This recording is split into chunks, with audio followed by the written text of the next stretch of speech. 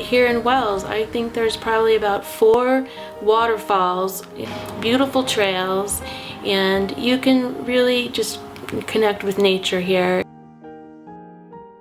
We saw this place and we saw the potential, and we wanted to restore it because it needed some love when we bought it. So we've done that. We've put about 12 years of love and labor, blood, sweat, and tears here.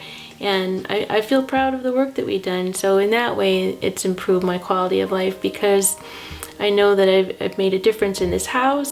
One of the things we loved about this place is it had so much character, and all the original, the nice original parts were still here, the wood floors and everything. We just fell in love with this place. We saw the potential in the beautiful views, and I don't know, it just was one of those things. It was just meant to be.